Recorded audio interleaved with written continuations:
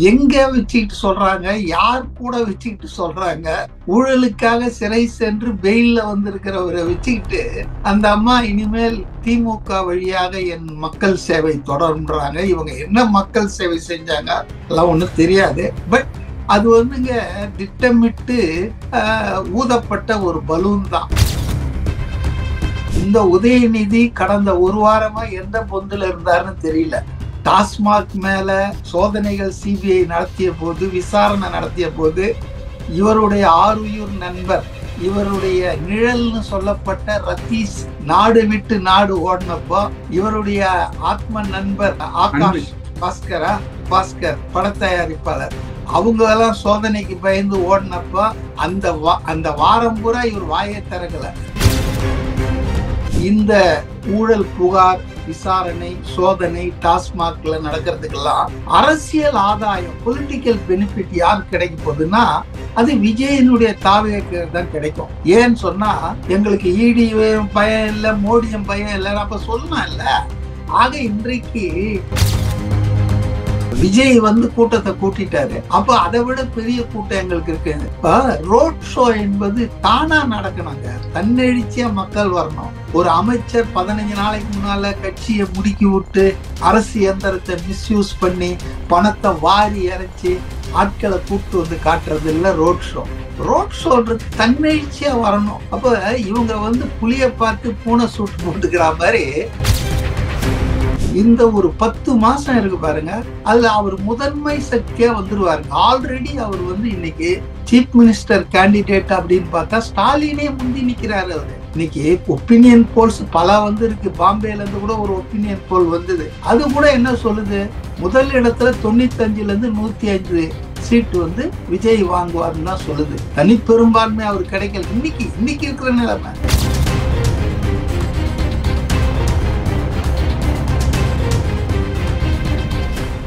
Real one நேயர்களுக்கு வணக்கம். இன்று நம்மளுடைய நேர்காணலுக்கு அரசியல் விமர்சகரான திரு மதிவாணன் அவர்கள் இணைஞ்சிருக்காங்க. சார் வணக்கம். வணக்கம். எப்படி சார் இருக்கீங்க? நல்லா இருக்குங்க. Okay sir. இப்போ தாவேக்காவில் அடுத்தடுத்து அவங்க பரபரப்பான செய்திகள் கொடுக்கலனாலும் தாவேக்காவில் இருக்கக்கூடிய சமூக வலைத்தளங்கள்ல பிரபலமா பேசிட்டு இருந்த வைஷ்ணவி வந்து இப்போ திமுகவில் போய் இணைஞ்சிருக்காங்க. போகும்போது அவங்க சொன்ன ஒரு விஷயம், பாஜகவின் இன்னொரு முகமாக தான் தாவேகா இருக்கு அப்படிங்கிறத சொல்லிட்டு போயிருக்காங்க. எப்படி பாக்குறது இந்த வார்த்தைகளை? முதல்ல வந்துங்க தாவேக்கால 1 கோடிக்கு மேலான உறுப்பினர்கள் இணைந்திருப்பதாக அந்த கட்சி வட்டாரங்கள் வந்து தகவல் கிடைக்குது. இவங்க வந்து கோடியில் ஒருத்தி. இந்த பெண்மணி வந்து ஒரு சாதாரண உறுப்பினர், கோயம்புத்தூர் கவுண்டம்பாளையத்துல ஏதோ ஒரு கிளையில ஒரு உறுப்பினர். ஆனா அவங்க இந்த இணையத்துல கொஞ்சம் பிரபலமானதால அவங்க ஏதோ தாவேக்காவுடைய நிர்வாகி மாதிரியும், அவங்க ஏதோ ஒரு தாவேக்கால பேர் சொல்லக்கூடிய தலைவர் மாதிரியும் அவங்கள போய் பேட்டி எடுக்கிறதும், அவங்க வந்து இணைந்தால் ஏதோ ஒரு பெரிய மாற்றம், இதெல்லாம் வந்துங்க ஊடகங்கள் கிளப்புற ஒரு பிரச்சாரம் தாங்க. குறிப்பா திமுகவுக்கு இப்ப எதை தின்னா பித்தம் தெளிவுன்ற மாதிரி இருக்காங்க.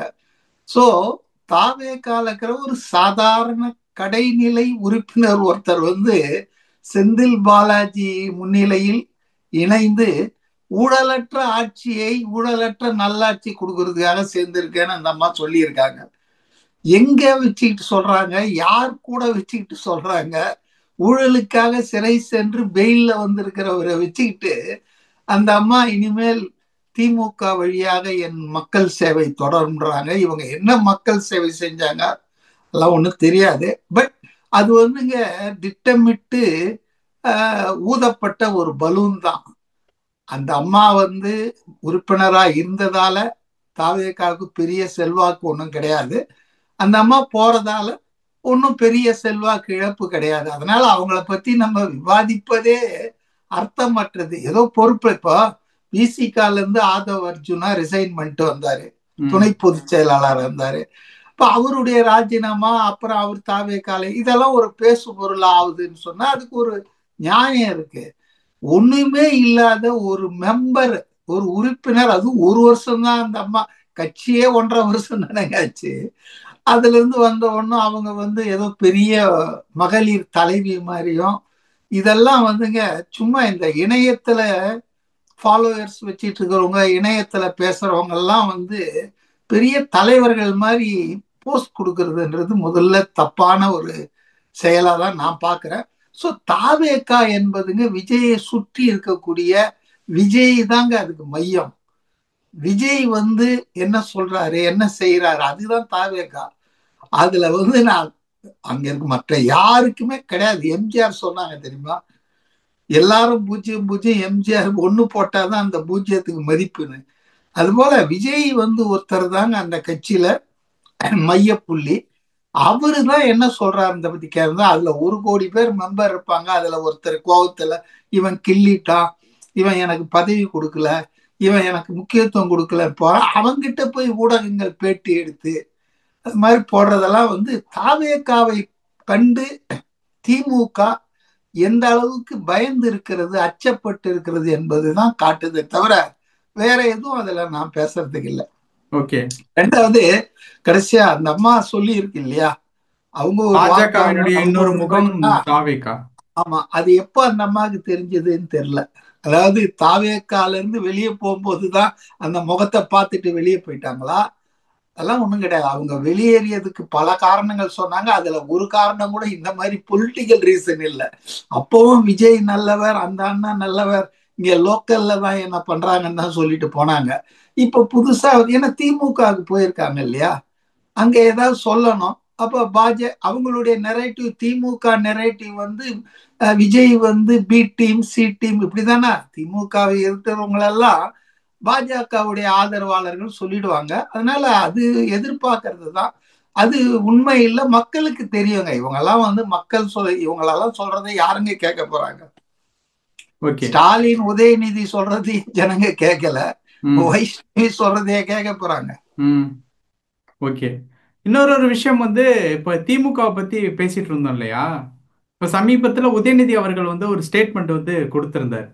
நாங்கள் ஈடிக்கும் பயப்பட மாட்டோம், மோடிக்கும் பயப்பட மாட்டோம் அப்படின்னு சொல்லிட்டு. இந்த ஒரு ஸ்டேட்மெண்ட் உதயநிதி அவர்கள் கொடுத்ததுனால சற்று பேசும் பொருளா மாறி இருக்கு. இந்த ஸ்டேட்மெண்ட்டை எப்படி பாக்குறது? இத உதயநிதி இன்னைக்கு புதுக்கோட்டையில காலையில ஏதோ அரசு அலுவல் முடிஞ்சிட்டு வரும்போது செய்தியாளர்கள் பேட்டியில சொல்லி இருக்கிறத நானும் பார்த்தேன். அது வழக்கமா அவங்க பேசுறதுதான். அதாவதுங்க, இந்த உதயநிதி கடந்த 1 வாரமா எந்த பொந்துல இருந்தாருன்னு தெரியல. டாஸ்மாக் மேல சோதனைகள் சிபிஐ நடத்திய போது, விசாரணை நடத்திய போது, இவருடைய ஆருயிர் நண்பர், அதாவது இவருடைய நிழல்னு சொல்லப்பட்ட ரத்தீஷ் நாடு விட்டு நாடு ஓடினப்போ, இவருடைய ஆத்ம நண்பர் நம்ம ஆகாஷ் பாஸ்கர் பட தயாரிப்பாளர், அவங்க எல்லாம் சோதனைக்கு பயந்து ஓடினப்போ அந்த வாரம் பூரா இவர் வாயை திறக்கல இல்லையா? இப்ப இன்னைக்கு உச்ச நீதிமன்றத்துல ஒரு இடைக்கால தடை கொடுத்திருக்காங்க. அது பல பேரு நம்ம மீடியா இருக்கு பாருங்க, ரெய்டு நடக்கும்போது அதை பத்தி செய்தி போட மாட்டாங்க. உச்ச நீதிமன்றத்துல இன்ட்ரீம் ஸ்டே கிடைச்சதுன்னா அது ஏதோ மிகப்பெரிய வெற்றி, தீர்ப்பே வந்த மாதிரி. அவங்களுக்கு கோர்ட் நடைமுறையே தெரியல. கோர்ட்ல எப்பவுமே ஒரு மனுதாரர் ஒரு விஷயத்தை கேட்டாருன்னா முதல்ல அவருக்கு வாதத்தை சொல்ல கேட்பாங்க. ஏன்னா அவரு தானே போயிருக்காரு. இப்ப இந்த வழக்குல போனது தமிழக அரசும் டாஸ்மாக் நிறுவனமும். தமிழக அரசுக்காக பேசுனது பெரிய பிரபல வழக்கறிஞர் கபில் சிப்பல். நம்ம இவங்க டாஸ்மாக்காக முகுல் பேசினாரு, அவரும் பிரபலமான. இவங்க 2 பேரும் எடுத்த வாதங்களை கேட்ட பிறகு அவங்க இடைக்காலமா இதை நிறுத்தி வைங்கன்னு தான் சொல்லியிருக்காங்க. குற்றமற்றவர்கள் அல்ல என்றோ, இது ஊழல் நடக்கல, அது தீர்ப்புலயே நீங்க தீர்ப்பு இல்லை, அந்த அந்த உத்தரவுலயே நீங்க பாத்தீங்கன்னா கூட அந்த விவாதம் நடக்கும்போது ஆர்குமெண்ட்ஸ்ல அவங்க ஒண்ணு சொல்றாங்க, தனிநபர்கள் தவறு பண்ணியிருந்தா அவங்க மேலதானே நீங்க வழக்கு தொடக்கணும். அப்போ உச்ச நீதிமன்றமே தவறு நடந்தது இல்லைன்னு சொல்ல, நீங்க டாஸ்மாக் ஒரு அரசு துறை நிறுவனம், அந்த நிறுவனத்தை ஏன் நீங்க சேர்க்கிறீங்க அப்படின்றாங்க. அதுக்கு நிச்சயமா இப்போ இடி தரப்புல அவங்க வாய்ப்பு கிடைக்கும். இப்ப அடுத்த இந்த கோடை விடுமுறைக்கு அப்புறம் கூடும்போது அவங்க வாய்ப்பு கிடைக்கும். அப்ப அவங்க வாதங்களை சொல்லுவாங்க. எத்தனாயிரம் கோடி ஊழல் நடந்திருக்குது, யார் யார் இன்வால்வ் ஆயிருக்காங்க, சோதனையில அவங்களுக்கு என்னெல்லாம் கிடைச்சிருக்குதுன்னு. அப்ப கோர்ட் என்ன சொல்ல போகுதுன்னு தான் பார்க்கணுமே தவிர, இன்னைக்கு மனுதாரர் கேட்டாங்க, ஸ்டே எங்க வேணா யார் வேணா வாங்கின்னு வரலாங்க. இப்ப உங்களுக்கு நான் நினைவுபடுத்துறேன், மார்ச் மாசம் முதல் தடவை அந்த சோதனை நடந்தப்போ ஹைகோர்ட்டுக்கு ஓடினாங்க, சுப்ரீம் கோர்ட்டுக்கு ஓடினாங்க, இதே தமிழ்நாடு அரசும் இதே டாஸ்மாக் நிறுவனமும். அப்புறம் சுப்ரீம் கோர்ட்ல நீங்க போங்க போய் ஹைகோர்ட்டை பாத்துங்கன்னாங்க. அப்புறம் ஹைகோர்ட்டுக்கு இவங்க வந்தப்போ அங்க இருந்த நீதிபதிகள் கேட்டாங்க, எங்க கிட்ட நீங்க வழக்க கொடுத்துட்டு எங்களுக்கு தகவல் சொல்லாம நீங்க உச்ச நீதிமன்றம் போறது சரியா, இது சரியில்லை அப்படின்னு சொல்லி அதுக்கப்புறம் என்னாச்சு, முதல்ல இடைக்கால தடை கொடுத்தாங்க, ஒரு ஒரு வாரமோ 2 வாரமோ. அதுக்கப்புறம் விரிவா விவாதிச்சு 2 தரப்பு வாதம் கேட்ட பிறகு அவங்க ஈடி பண்றது ஒன்றும் தப்பு இல்லை, இதுல கூட்டாட்சி தத்துவம் ஒன்றும் பாதிக்கப்படல அப்படின்ற மாதிரி அவங்க பண்ணலாம். இப்ப எனக்கு என்னன்னா, இவங்க மனித உரிமைகள், கூட்டாட்சி தத்துவம் இதெல்லாம் பாதிக்கப்பட்டதுன்னு போய் திமுக சர்க்கார் சொல்லுத. மனித உரிமைகள் என்பது இந்த லேடி இருக்குல்ல, அரக்கோணத்துல பாதிக்கப்பட்ட ஒரு பெண், இந்த பெண் பேர் எனக்கு என்ன தெரியல, தெய்வ செயல்னு திமுக இளைஞரணி நிர்வாகி அவளை கல்யாணம் பண்ணிட்டு மற்றவர்களுக்கெல்லாம் விருந்தாக்குவதற்கு வற்புறுத்தினார். இன்னைக்கு காவல்துறை எஃப்ஐஆர் போட மாட்டேன்னு வற்புறுத்தி இன்னைக்கு அவங்க கவர்னரை சந்திக்கணும். அதை பொள்ளாச்சி பலாத்காரத்தை பத்தி எந்த அளவுக்கு இவங்க பேசினாங்க. இவங்க மகளின் பாதுகாப்பு ரொம்ப குறியா இருக்கிறாங்கன்னா அது யாராக இருந்தாலும் பேசி இருக்கணும். ஆனா இன்னைக்கு என்ன நிலைமை, அந்த தெய்வ செயலை கட்சி பதவியிலிருந்து நீக்கும்.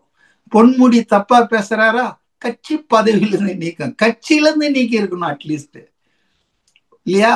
அதனால திமுக மனித உரிமைகள் பத்தி எல்லாம் பேசுறதுக்கு அதுக்கு அருகதையே இல்லை.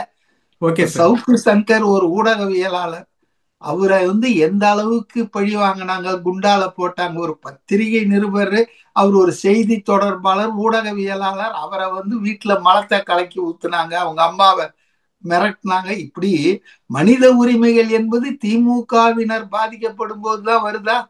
கூட்டாட்சி தத்துவம் என்பது ஊழல் பண்றதுக்கு அனுமதிக்க சொல்றா? அதனால இது ஒரு இடைக்கால தீர்ப்பு தாங்க. அவங்க ஒரு 10 நாள் 15 நாள் மகிழ்ச்சியா இருக்கலாம், உதயநிதி மற்றவங்க எல்லாம்.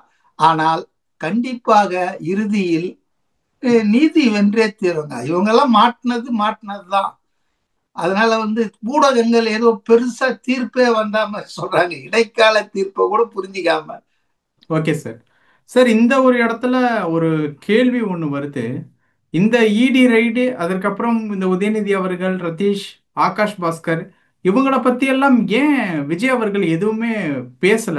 இந்த இடி ரைடு அப்படிங்கிறது திமுகவுக்கு ஒரு பேக்வேர்டான ஒரு விஷயம் தானே. இந்த ஊழல் குற்றச்சாட்டுகள் நல்ல நல்ல நல்ல கேள்வி கேட்டீங்க. அதாவதுங்க, விஜய் பொறுத்தவரையில நான் நினைக்கிற வேகத்துல ஒரு செயல்படல அப்படின்றது எனக்கு ஒரு அபிப்பிராயம் இருக்கு. ஆனா அவருக்குன்னு ஒரு பாணி இருக்குதுன்னு தான் நான் நினைக்கிறேன். அவர் டீசன்ட் அட்டாக், டைரக்ட் அட்டாக், அதாவது மாங்காய் புளிச்சதோ வாய் புளிச்சதோன்னு எடுத்தேன் கவுத்தேன்னு பொதுவெளியில யாரையுமே பேசுறது இல்லை. அவரை தனிப்பட்ட வாழ்க்கை விமர்சனம் செய்யறவங்களை பத்தி கூட அவர் தப்பா பேசுறது இல்லை. உங்களுக்கு நான் நினைவுபடுத்த விரும்புறேன், சீமான் முதல் நாள் வரைக்கும் தம்பி தம்பின்னு பேசிட்டு இருந்தவர், திராவிடமும் தேசியமும் தமிழ் தேசியமும் 2 கண்கள்னு சொன்ன ஒன்னும் விஜய், நீ இந்த பக்கம் நில்ல, இல்ல அந்த பக்கம் நின்று நடு ரோட்ல நின்னா லாரி அடிச்சிட்டு சாவ அப்படின்லாம் சொன்னாரு. அப்போ கூட தன்னை இழிவாக ஒருத்தர் பேசினா கூட அதுக்கு பதில் சொல்லவே இல்லை. இந்த பதிலுக்கு பதில் இதெல்லாம் அவர் செய்யறது கிடையாது. 2வது, அவரை நான் அப்சர்வ் பண்ணதுல என்னன்னா, அபிஷியலா இடி கொடுக்கட்டும். இடி இந்த 2வது சோதனை பத்தி ஒன்னும் அறிக்கை கொடுக்கல இது வரைக்கும். அபிஷியலா விசாரணை நடந்துட்டு தான் இருக்குது.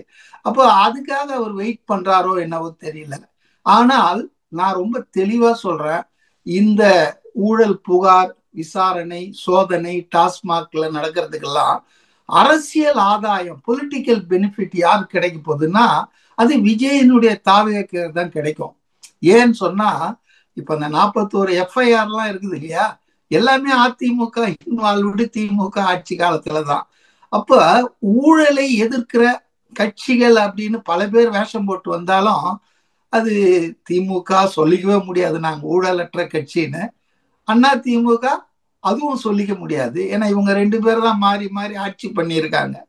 பாஜக அகில இந்திய அளவுல அவங்க பெரும் ஊழல் கட்சி. எலக்ட்ரோல் பாண்ட்ல எப்படி எல்லாம் வாங்கினாங்கன்றது இன்னைக்கு வெட்ட வெளிச்சமா இருக்கு. அப்போ இன்னைக்கு ஊழல் புகாரால மக்கள் மத்தியில அரசியல் ஆதாயம் அடைய போறது விஜய் கட்சி தாங்க. அதனால விஜய் இந்த விஷயத்துல இன்னும் கொஞ்சம் அதாவது மற்றவர்கள் மாதிரி எடுத்தங்கவுத்தன் பேசலன்னா கூட இது மாதிரி விசாரணைகள் நடக்குது, இதை பத்தி ஆட்சியாளர்கள் பதில் சொல்லணும்னு கேட்கலாம். உதாரணத்துக்கு டாஸ்மாக் என்பது அரசு நிறுவனம், தமிழ்நாடு அரசாங்கத்தினுடைய ஒரு நிறுவனம் தான் அது. அப்போ இந்த அரசாங்கம் கடமை பெற்றிருக்கு. உச்ச நீதிமன்றத்துக்கு ஓடுறீங்கல்ல, முணுக்குனா உயர் நீதிமன்றத்துக்கு ஓடுறீங்க, உச்ச நீதிமன்றத்துக்கு ஓடுறீங்க. ஒரு நாளைக்கு 50 லட்சம் ரூபாய் சிட்டிங் ஃபீஸ் வாங்குறவங்கள வக்கீலா வைக்கிறீங்க, எல்லாம் மக்கள் வரி பணம் தானே. அப்போ மக்களுக்கு நீங்க சொல்லல, ஒரு மத்திய அரசின் ஏஜென்சி மாநில அரசு நிறுவனத்துல ரெய்ட் பண்ணுது, 1000 கோடி ரூபாய்க்கு மேல மோசடி நடந்திருப்பதாக முன்னால நடந்த சோதனையில அறிக்கையே கொடுத்தாங்க இடி. அப்ப இத பத்தி எல்லாம் தெளிவுபடுத்தணும். அப்ப உதயநிதி என்ன பண்ணாரு, துணை முதலமைச்சர், எங்களுக்கு இடி பயம் இல்லை, மோடியும் பயம் இல்லை, அப்ப சொல்லலாம் இல்ல. ஆக இன்றைக்கு நீங்க சரியா சொன்ன மாதிரி விஜய் இந்த ஊழல் விவகாரத்தை, மக்கள் வரி பணம் கொள்ளையடிக்கிறத கேள்வி எழுப்பணும். அரசாங்கத்துக்கு கேள்வி, அரசாங்கமே விளக்கம் சொல்ல, விளக்கம் சொல்லணும்னா அது கேட்கணும். இதுல அமைதியா இருக்கிறதுன்றது அவருக்கு வரக்கூடிய அரசியல் லாபத்தை தான் அவர் விட்டுறாருன்னு தான் அர்த்தம். ஏன்னா இந்த சம்பந்தப்பட்ட அதிமுகவை எகிரி குதிச்சிட்டு இருக்காங்க. ஊழல்ல மாட்டிக்கிட்டு இருக்கிற, ஊழல் செய்துட்டு இருக்கிற பாஜக இவங்கெல்லாம் எகிரி குதிச்சிட்டு இருக்கும்போது ஊழலற்ற நிர்வாகத்தை தருவேன் என்று தமிழக மக்களுக்கு உறுதியளித்திருக்கிற திரு விஜய் அவர்கள் இந்த பிரச்சனையில கூடுதல் கவனம் செலுத்தணும், மக்கள் கிட்ட இதை கொண்டு போகணும்ன்றத உங்களை போலவே நானும் விரும்புறேன். ஓகே. ரெண்டாவது ஒரு விஷயம் என்ன அப்படின்னு பார்த்தோம் அப்படின்னா அடுத்தடுத்து தாவேக்காவில் நிறைய பிளான்ஸ் எல்லாம் போயிட்டு இருக்கு இல்லையா? அதுல குறிப்பிட்டு சொல்ற மாதிரியான ஒரு பிளான்ஸ் அப்படின்னா இந்த மாணவர்களுக்கு பரிசு பொருட்கள் வழங்கணும் அப்படிங்கிற மாதிரியான ஒரு விஷயங்கள்லாம் பண்ணிட்டு இருக்காங்க. ரெண்டாவது நடைப்பயணம், இந்த மாதிரியான ஒரு விஷயம், சுற்றுப்பயணம், இந்த மாதிரியான விஷயங்களும் போயிட்டு இருக்காங்க. இது எல்லாமே ஓகேவா இருந்தாலும் ரெண்டாவது ஒரு ஒரு முக்கியமான ஒரு விஷயம் இருக்கு. இப்போ திமுகவிலிருந்து தாவேக்காவிற்கு வரக்கூடிய விமர்சனங்கள் நாளுக்கு நாள் அப்படிங்கிறது அங்கீகரிக்கப்பட்ட நபர்களாலே வருது. அப்படிங்கிறப்போ அதை எப்படி வரும் நாட்கள்ல எதிர்கொள்ள போறாங்க அப்படிங்கிறது ஒரு கேள்வியா இருக்கு. சோ அதை எப்படி பாக்குறீங்க? ரெண்டுத்துக்கு நான் என்னுடைய விளக்கத்தை சொல்றேன். ஃபர்ஸ்ட் அரசியலுக்கு அப்பாற்பட்டு இளைஞர்களுக்கு, மாணவர்களுக்கு கல்வி உதவி தர வேணும், கல்வியில ஊக்கம் கொண்டு வரணும்னு சொல்லி கட்சி துவங்குவதற்கு முன்பாகவே 2023 ஜூன்லயே அவரு இந்த மாதிரி கல்வி விழா நடத்தி 10வது படிச்ச ஒரு 3 பேர், 234 தொகுதியிலும், ஒரு மாவட்டம் இல்ல, ஒரு ஊர்னு இல்ல, ஒரு நகரம்னு இல்ல, சட்டமன்ற தொகுதி 234லயும் 10வது தேர்வுல பாஸ் பண்ண 1 2 3 3 பேரு, அதே போல +2ல பாஸ் பண்ண 1 2 3 இப்படி தேர்ந்தெடுத்து ஒரு தொகுதிக்கு 6 பேர்னு 234 தொகுதி, ஏறத்தாழ ஒரு 600 700 பேர் மாணவர்களை அவங்கள வரவழைத்து குடும்பத்தோடு இவங்க செலவு பண்ணி ஒரு மீட்டிங் மாதிரி போட்டு அதுல அவங்களுக்கு பரிசு கொடுக்குறாங்க, உற்சாகப்படுத்தணும், ஊக்கப்படுத்துறதுக்காக. அப்ப அந்த மாதிரி 2023 தான் அப்படின்னா தொடங்குச்சு அந்த கல்வி விருது அல்லது பரிசு வழங்குற விழா விஜயால. அப்புறம் 2024 போன வாட்டி நடந்தது. இப்போ 25 ஜூன் மாசம் நடக்கும்னு நான் நினைக்கிறேன். இது ஒரு சிறந்த எடுத்துக்காட்டு. அதாவது விஜய் நார்மல் பொலிட்டீஷியன் மாதிரி ஒரு மாமூலான அரசியல்வாதி இல்ல, ஓட்டுக்காக எதையும் செய்யற, எதையும் பேசுற அப்படிப்பட்ட ஆள் இல்லைன்றத இளைஞர்கள், இன்றைய மாணவர்கள் தாங்க இந்த நாட்டின் எதிர்காலம். அவங்களுக்கு கல்வி கண்ணை கொடுக்கணும்ன்றதுக்காக அவங்கள உற்சாகப்படுத்துறாரு பாருங்க. இதுக்கு பெரிய மனசு வேணும். ஏன்னா இவ்வளவு பேருக்கு வர வச்சு அவங்கள திருப்ப அவங்க அனுப்பிச்சு அவங்களுக்கு மதிய உணவளிச்சு அதுக்கு ஒரு இடத்தை ஏற்பனா இது வந்து நிச்சயமாக பல லட்சம். சரி, அவர்கிட்ட நிறைய கோடி கணக்கு இருக்கு, ஏன் மத்தவங்க எல்லாம் செய்ய மாட்டேன்றாங்க? நான் தப்பா நினைக்காதீங்க. நம்ம ரஜினிகாந்தோ கமலஹாசனோ இது மாதிரிலாம் ஏதாவது பண்ணியிருக்காங்களா அவங்க காலத்துல? ஏன் பெரிய பணக்காரர்கள் சொல்றவங்க எல்லாம் இந்த மாதிரி மாணவர்களை வரவழைத்து உற்சாகப்படுத்துறது, அவங்களுக்கு ஒரு நல்ல பாதையை கொடுக்கறது, இதெல்லாம் செய்யறது இல்லை. அப்ப இது ஒரு நல்ல அம்சமா தான் நான் பாக்குறேன். அரசியலுக்கு அப்பாற்பட்டு இதை பண்றாரு. அதை தொடர்ந்து அவர் செய்யணும் அப்படின்னு தான் நினைக்கிறேன். அவர் அடுத்த பிறந்த நாள், இந்த பிறந்த நாள் இப்ப 22 வரப்போகுது அவருக்கு. அடுத்த பிறந்த நாள்ல 2026ல நிச்சயமா தமிழ்நாட்டின் முதலமைச்சராகத்தான் அவர் இருப்பார். அப்ப இது அரசின் விழாவாகவே நடத்தணும். இப்ப அவர் தனிப்பட்ட சொந்த பொருட்செலவுல பண்ணிட்டு இருக்காரு இல்லையா, இதையே ஒரு அரசு கல்வி திருவிழாவா அவர் பண்ணணும்ன்றது என்னை போன்றவருடைய எதிர்பார்ப்பு. அதை பண்ணுவார்னு நான் நினைக்கிறேன். அடுத்து இது ரெண்டாவது சொன்னீங்க, முக்கிய புள்ளிகள்லாம் இப்போ வந்து விமர்சனம் பண்ண ஆரம்பிச்சுட்டாங்க அமைச்சர்கள் மற்றவங்க எல்லாம் அப்படின்னீங்க. அதுக்கு காரணம் என்னன்னாங்க, முதல்ல பாசாங்க பண்ணாங்க. அதாவது விஜய் எங்களுக்கு அப்படியா, விஜயா யார் அது அப்படின்லாம் சொல்லிட்டு இருந்தாங்க. அவர் வீட்டுக்கிட்டு வந்து வெளியே வந்துட போறார் பாத்துங்கன்னு சேகர் பாபு அமைச்சர் கூட கிண்டல்லாம் பண்ணாரு. பனையூரை வச்சு வரமாட்டாருன்னாங்க. இப்ப வந்த கோயம்புத்தூர்லயும் மதுரையிலயும் வந்த கூட்டத்தை பார்த்தா அதான் தானா சேர்ந்த கூட்டம். இப்ப நேத்து கூட பார்த்தேன், மதுரை மாவட்டத்தை சார்ந்த அமைச்சர் மூர்த்தி அவர்கள் ஒரு அறிக்கையை விட்டிருக்காரு. மதுரையில ஜூன் 1ஆம் தேதி திமுக பொதுக்குழு நடத்துது. பொதுக்குழுனா இது வரைக்கும் திமுக வெளியே நடத்தின பொதுக்குழுன்றது அரிதினும் அரிது. இது எல்லாமே சென்னையில தான் நடத்துவாங்க. இந்த முறை மதுரையை நடத்துறாங்க. ஏன்றது உங்களுக்கு தெரியும். மதுரையில விஜய் இந்த ஷூட்டிங்காக போனப்ப ஏற்பட்ட பேரெழுச்சி, அதனால் பின்னால வந்த ஒரு இது, அதன் காரணமாக மதுரைக்கு போறேன் அப்படின்னு சொல்லிட்டு மதுரையில டிஎம்கே வைக்கிறாங்க. அப்ப போறவரு ரோட் ஷோ நடத்த போறாராம் முதலமைச்சர். அதுக்கு மூர்த்தி அந்த மாவட்ட அமைச்சர் என்ன சொல்றாருன்னா, முந்தா நாள் பத்திரிகையில வந்த செய்தி தான், வரலாறு காணாத ரோட் ஷோவாக அதை செய்யணும். ஏன் அந்த தேவை வருது? இப்ப விஜய் வந்து கூட்டத்தை கூட்டிட்டாரு, அப்ப அதை விட பெரிய கூட்டம் எங்களுக்கு இருக்கு. இப்ப ரோட் ஷோ என்பது தானா நடக்கணுங்க, தன்னெழுச்சியா மக்கள் வரணும். ஒரு அமைச்சர் 15 நாளைக்கு முன்னால கட்சியை முடுக்கி விட்டு அரசு இயந்திரத்தை மிஸ்யூஸ் பண்ணி பணத்தை வாரி இறைச்சி ஆட்களை கூட்டு வந்து காட்டுறது இல்ல ரோட் ஷோ. ரோட் ஷோன்றது தன்னெழுச்சியா வரணும். அப்ப இவங்க வந்து புளிய பார்த்து பூனை சூட்டு போட்டுக்கிற மாதிரி இன்னைக்கு பயந்து போயிருக்காங்க. அதுக்கு காரணம் இல்லாம இல்லை, ஏன்னா அவங்க உளவுத்துறை தகவல்கள்லாம் அவங்களுக்கு கிடைக்கும்.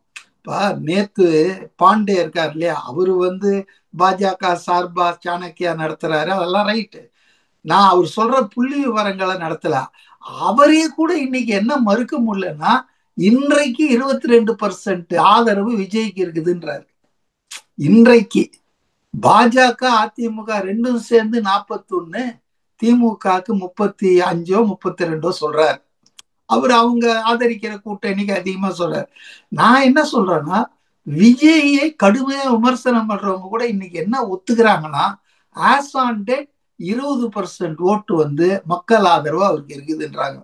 இன்னும் நீங்க சொன்னீங்க பாருங்க, சுற்றுப்பயணம் தொடங்கல, இன்னும் அவர் வெளியே வந்து மக்களை சந்திக்கிறது நேரடியாக. கோயம்புத்தூர்ல கூட அவங்க கட்சி நிகழ்ச்சிக்காக தான் அவர் போனாரு, பூத் மாநாடுக்காக, பூத் கமிட்டி மாநாட்டுக்காக.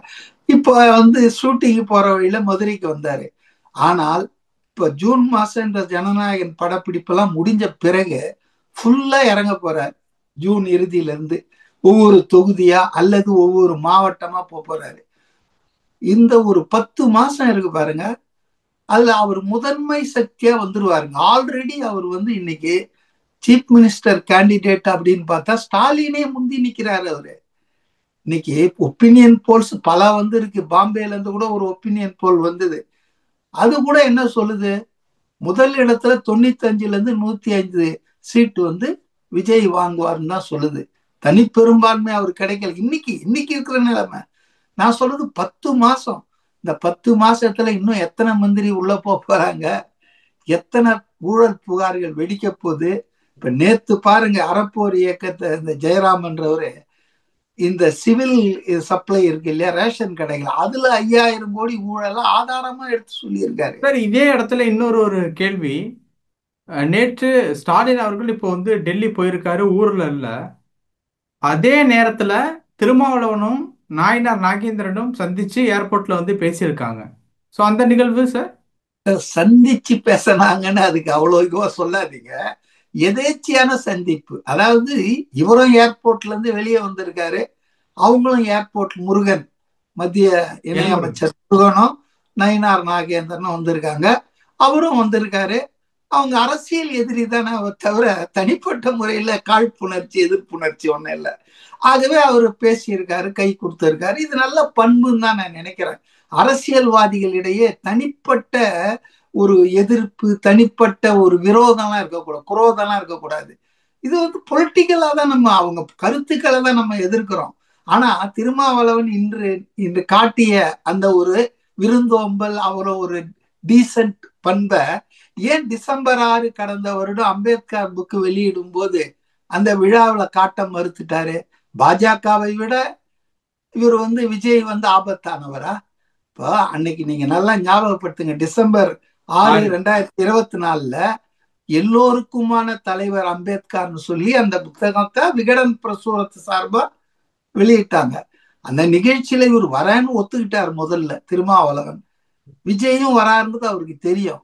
ஆனால் திமுகவினுடைய நிர்பந்தம் காரணமா ஏவா வேலு போன்ற திமுக அமைச்சர்கள் தனிப்பட்ட முறையில அவரை பேசி, நீங்க போனா அது தப்பாக புரிந்து கொள்ளப்படும், கூட்டணியில பிளவுன்னு சொல்லி இப்படியெல்லாம் இப்ப என்ன சொல்லுவாங்க, பாஜக ஆட்களோட பேசிட்டு இருக்கிறதுல அரசியல் நாகரிங்க. அதுவும் அது அம்பேத்கர் விழா, அதுல வந்து இவர் கலந்துக்க. ஆனா விஜய் எவ்வளவு மெக்னானிமஸா அதுல பேசினார் தெரியுங்களா? இப்படியெல்லாம் அவர் பண்ண பிறகும் அவர் பேசும்போது என்ன சொன்னார் நல்லா யோசிச்சு பாருங்க. ஏன் நான் ஐ அட்மையர் விஜய்னா இந்த மாதிரியான குணங்களால தான். அவர் வந்து தன்னை வந்து உதாசீனம் பண்ணிட்டு போயிருக்காரு, அவாய்ட் பண்ணிட்டு போயிருக்காருன்னு கோவப்படாம, அண்ணன் திருமா வந்து எங்கிருந்தாலும் அவர் மனசு இங்கதான் இருக்கும், பல நிர்பந்தங்களால் அவர் கலந்து கொள்ள முடியாமல் போயிருக்கலாம், ஆனா அவர் மனசு நம்மிடையே தான் இருக்கும்னு சொன்னாரு. அப்போ ஒரு பெருந்தன்மையான ஒரு எண்ணம். இப்ப இன்னைக்கு வந்து நயினா நாகேந்திரன், பிஜேபி மாநில தலைவர், எல் முருகன் மினிஸ்டர், அவங்க கூட அளவலாகிறவர், அது மாதிரி வந்து மீட்டிங்ல புஸ்தகத்தை, அம்பேத்கர் புஸ்தகத்தை வெளியிட்டு போயிருக்கலாம. இப்ப கூட்டணி உடஞ்சிடும்னு இப்ப பேப்பர்ல போடுவாங்களா? ஓகே. இப்ப நீங்க கேக்குறீங்களா அது மாதிரி ஏதாவது கூட்டணி இதெல்லாம் வந்துங்க ஒரு அரசியல் நாகரிகம், பண்பு தான். அவ்வளவுதான். திருமாவளவன் பிஜேபி கூட்டணியில செத்தாலும் போக மாட்டாருன்றது எல்லாருக்கும் தெரியும். அதனால வந்து இது ஒரு எதேச்சியான சந்திப்பு. அதனால அவ்வளவுதான், அதை தான் நம்ம பார்க்கணும். Okay sir. பல விஷயங்கள் பகிர்ந்துக்கிட்டீங்க. நேரத்துக்கு ரொம்ப நன்றி சார். நன்றி, வணக்கம்.